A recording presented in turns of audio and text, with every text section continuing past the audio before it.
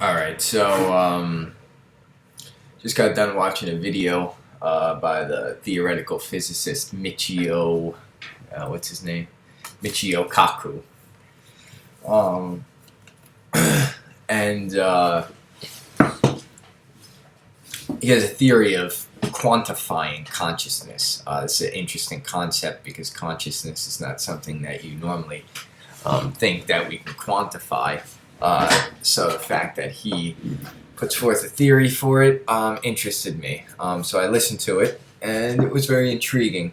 He has this quote in the beginning, which is basically a simple definition of consciousness. It reads, consciousness can be quantified as the number of feedback loops required to create a model of your position in space in relation to other organisms and in relation to time.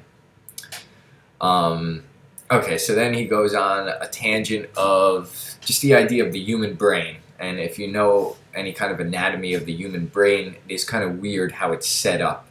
And if you don't, I'll bring up one example. For instance, our eyes are right in the front there, but our visual cortex is in the very back of our brain.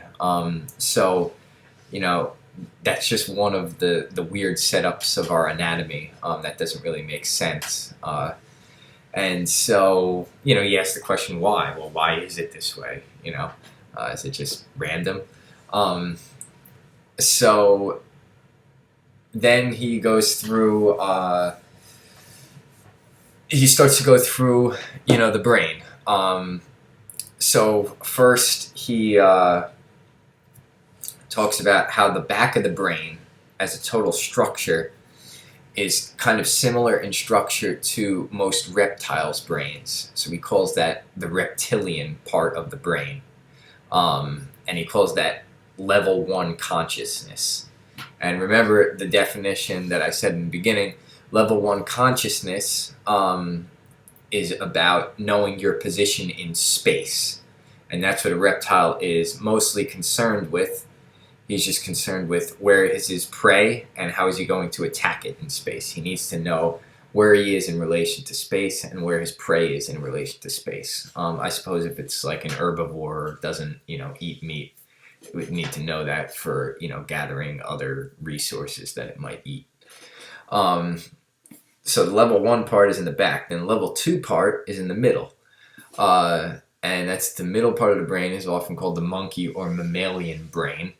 And that part of the brain deals with emotion and social hierarchy. So our emotions, and you can see that in monkeys and other mammals. They sort of have a more of a family dynamic. There's hierarchies. In monkeys, it's always talking about like the alpha male, the beta male, and all that kind of nonsense.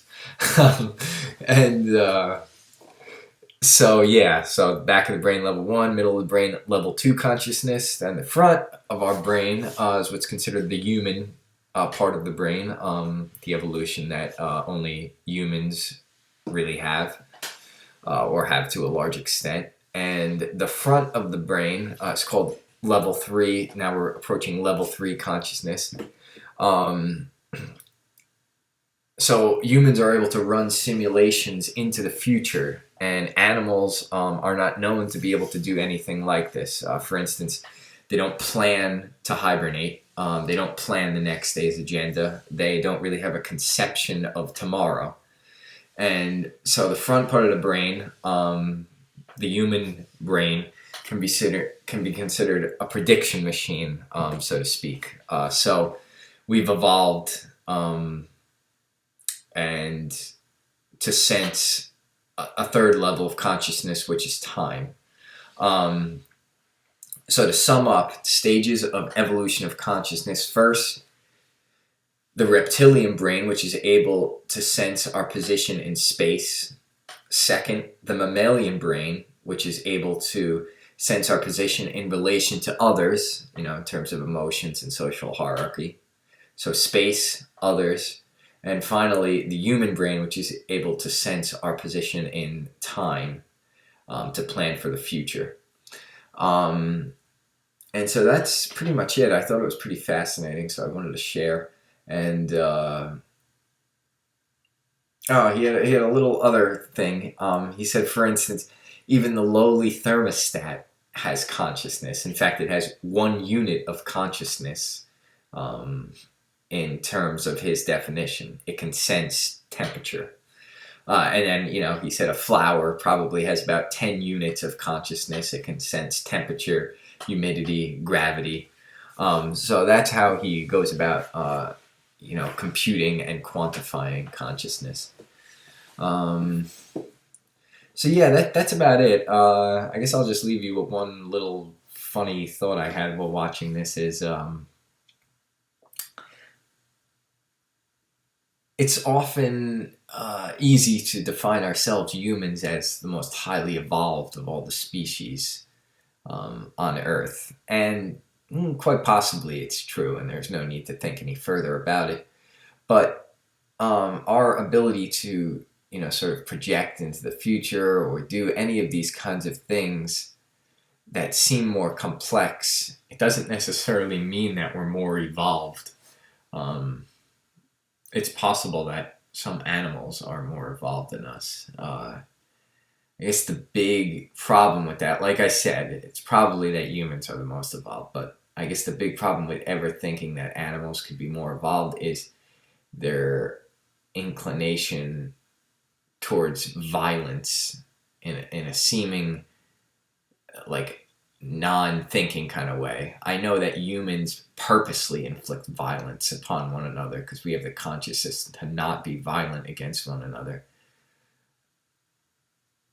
But I hope that that awareness of ours can actually help us to come to a time when we aren't violent to one another. Whereas I don't even think that that's possible with animals. I don't think that they can possibly evolve to a point where they wouldn't eat each other. It's just an instinct built in. They don't have, the proper mental hardware to overcome that instinct or to even be aware that they have that instinct. It's just who they are. It's almost like breathing for us. Would you ever do you ever think about breathing? No, you really don't, um, and try to stop breathing. You can't, and it's the same thing. An animal can't. A crocodile is not going to stop eating frogs or whatever. A snake is not going to stop eating what it eats. It's like breathing to them. So yeah, that's that.